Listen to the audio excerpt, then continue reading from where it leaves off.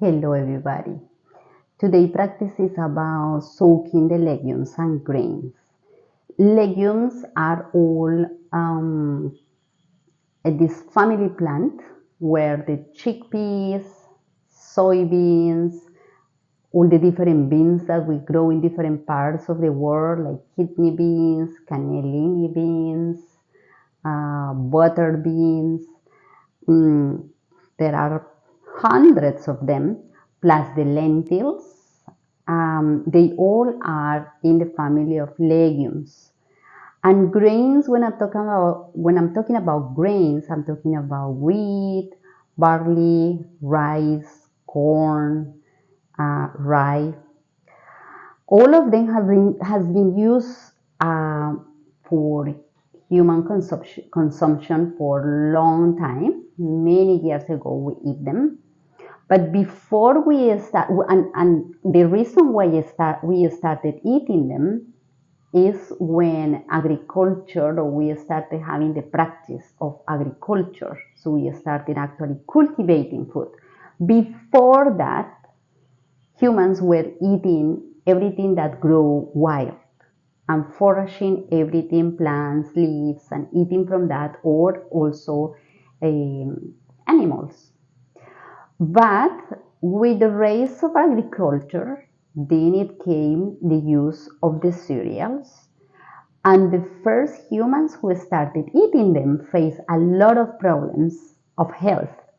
Basically, because in the legumes and in the grains, there are certain anti-nutrients, there are some cellulose that our bodies is not able to process, to digest. So that at the beginning they found out that so probably many generations at the beginning die just for poor digestion and all the problems that poor digestion brings. And with time, societies discover the way to use still the nutrients and to ingest the nutrients, but with certain treatments. So traditionally, they discovered that the best way to consume legumes and grains is by soaking them, going through certain processes of fermentations, probably drying after, and then eating them. And you can see this tradition is still in many parts of the world. In India and here in Asia, you can see how they ferment the legumes before eating them. But now, because we have become very busy, we don't have the time to go through these processes. And the problem here is that we find the legumes in cans in the supermarket, and to be there in the shelf, they have been gone through a process, a transformation, and adding some additives in order to allow them to be in the shelf for a long time and being transported everywhere in the world. So the advice, first of all, in this practice is avoiding at all costs to buy any legumes that is in can, because this is not really good for the all the additives that it has and the process that they go through to make it shelf life stable. But the second reason is because with the process that the industries do, they focus in shelf life, but they do not focus in removing the anti-nutrients. So actually those processes do not remove the anti-nutrients. One of the practical ways that at least it's in our hands nowadays, even if we are not going to go through the whole process that it was used by ancient generations, is soaking them at least 10 hours. So as I said, other generations, what they do, they soak that, then they grind that, and then allow that to ferment for 1 or 2 days. And with that butter, then Sometimes they dry that again, or sometimes they do some pancakes preparation. So this is the concept. This is where the pancake concept comes from. It's from this process that they discovered, which was the best way to eat legumes and cereals to have the best benefits for our bodies. But nowadays, we at least can use the first part of soaking. If we want to be and have a little bit more of time, we can try to go to the second stage of fermentation, which there are so delicious recipes from different parts of the world in how to consume the grains in this way. But for now, today I'm gonna just share the soaking to prepare something for tomorrow. Now, the reason I bring this practice of soaking into culinary mindfulness is that soaking is living in water with patience, 10 hours more or less, between 8 and 10 hours. The grain, a dry grain or a dry legume, soaking water for a long time to release the anti-nutrients. And also to allow the nutrients to be more bioavailable to our bodies. And for me, this is a concept that easily can we embrace in what happens when we face transitions in life. Early transition, but in this case also menopause, which is a big transition, that we know that something is happening, some dryness maybe we are carrying from the past, then we need to leave some time in our life for soaking that dryness until we are able to understand where this dryness is coming from and eliminate. And then after, with this understanding, we can start eliminating the root cause. And this is the process we go through menopause. A transformation where we allow ourselves to be soaked and to be patient, waiting for that soaking process to happen. The other reason I bring this practice is because when I was reading a book, Just Enough, which is a book in how to use cooking as a spiritual practice, mainly coming as the teachings of the Zen monasteries in Japan, she was mentioning also that soaking for them became this ritual where you prepare yourself, you do the work that you have to do the night before, before you go to sleep, to finish your day, and then you do not have the expectation of what is going to happen the other day. You just do your task because you know you next day you want to eat that grain or that legume, but you do not attach to that end result. You just leave that soaking. And if next day we are alive, then we will eat that. I love this practice because it's the way to remind the concept of impermanence, that we are now alive, but someday we will go.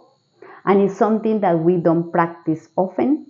So many people find that practicing and understanding that our life is temporal in this world, it can damage or can maybe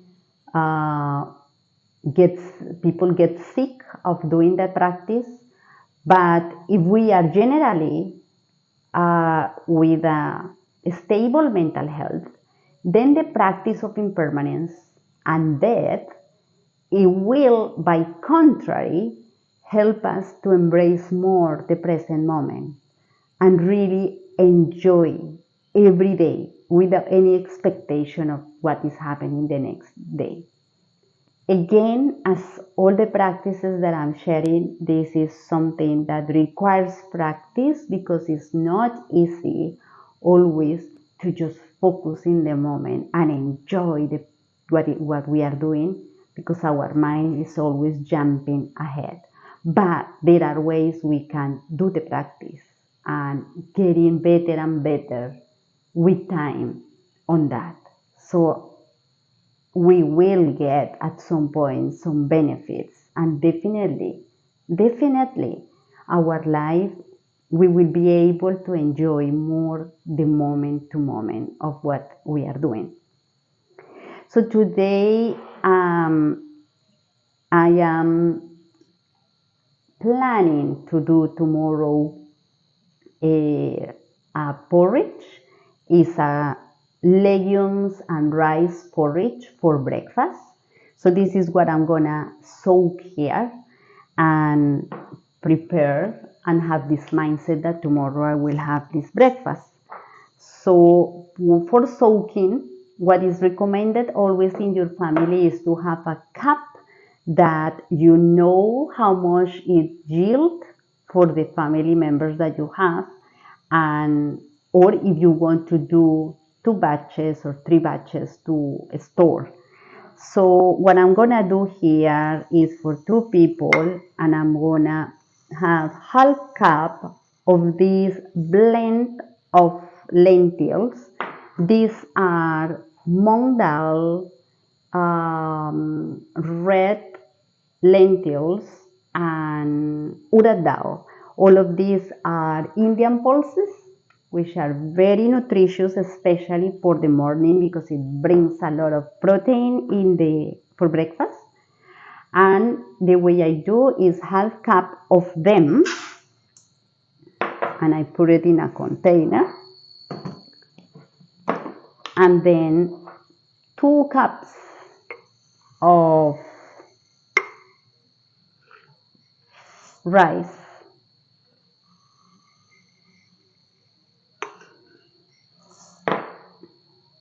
and then I give it a rinse. Because this dal, it releases and it has a lot of skin, I will need to do it many times. So bear with me. I'm gonna wash this mix.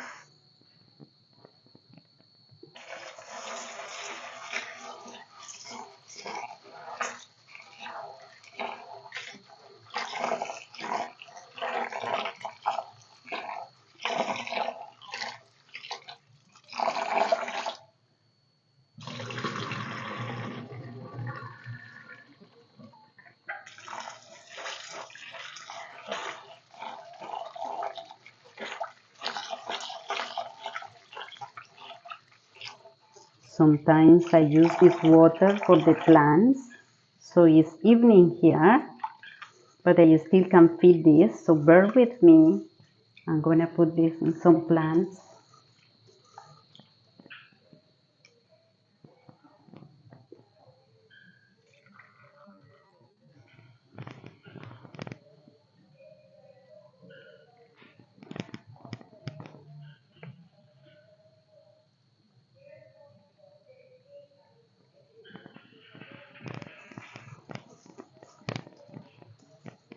Especially the rice water is very nutritious for the plants. And also I use sometimes this water to wash my hair or my face. It is funny because all the new skincare products, especially in Asia, in South Korea, for example, all of these skin products are made with rice, and they have the rice water as a tonic, but we can have it for free when we prepare our rice every day, so we don't have to buy these expensive products.